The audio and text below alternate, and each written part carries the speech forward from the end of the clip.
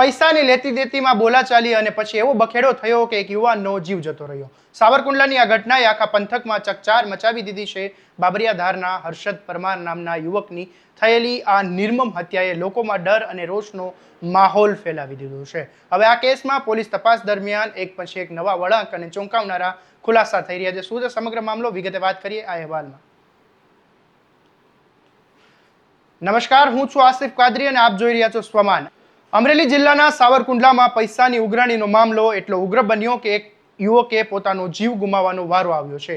બાબરિયાધારનો હર્ષદ પરમાર પોતાના મામાના ઘરે આવ્યો હતો। એ દરમિયાન કેટલાક લોકો સાથે પૈસાની બાબતે તેનો ઝઘડો થયો હતો।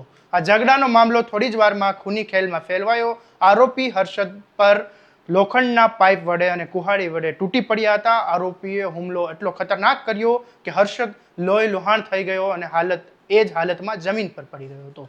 આસપાસના લોકોએ તરત જ તેને હોસ્પિટલ ખાતે લઈ ગયા હતા, પરંતુ સારવાર દરમિયાન તેનું મૃત્યુ થયું છે। શરૂઆતમાં પોલીસે મારામારીનો ગુનો દાખલ કર્યો હતો, પરંતુ હર્ષદનું મોત થતાં એ જ ગુનામાં હત્યાની કલમ ઉમેરવામાં આવી છે અને પોલીસે ઝડપી કાર્યવાહી કરીને મુખ્ય આરોપી જગદીશ પરમારને ઝડપી લીધો છે, જ્યારે બીજા 3 આરોપીને પકડવા માટે પોલીસે ચક્રો ગતિમાન કર્યા છે। આ મામલે સાવરકુંડલાના ડીવાયએસપી વિરલ ચંદને શું કહ્યું, સાંભળી લો।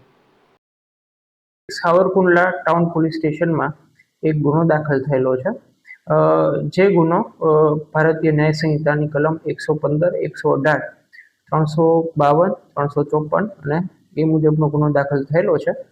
ગુનાની હકીકત એવી છે કે જે ગુનાના કામે ભોગ બનનાર અને ફરિયાદી જે છે એ હર્ષદ વિપુલ પરમાર, એમના જે પત્ની હતા એ દિસામણે હોય એમના સાસરે પત્નીને લેવા માટે ગયેલા।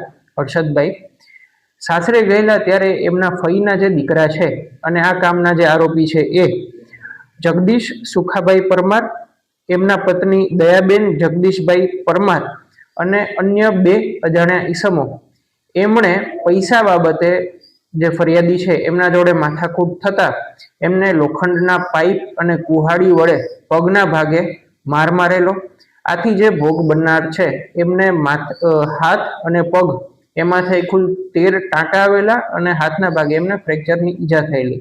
એમને સારવાર દરમિયાન અમરેલી સિવિલ હોસ્પિટલમાં રિફર કરેલા। વધુ સારવાર માટે એમને રાજકોટ મુકામે લઈ જવામાં આવતા પરમ દિવસે રાત્રે એમનું સારવાર દરમિયાન મરણ ગયેલા છે। આથી આ સદર ગુનાના કામે મર્ડરની કલમનો ઉમેરો કરવામાં આવેલો છે। હાલ ગુનાની તપાસ સાવરકુંડલા ટાઉન પીઆઈ ચલાવી રહ્યા છે।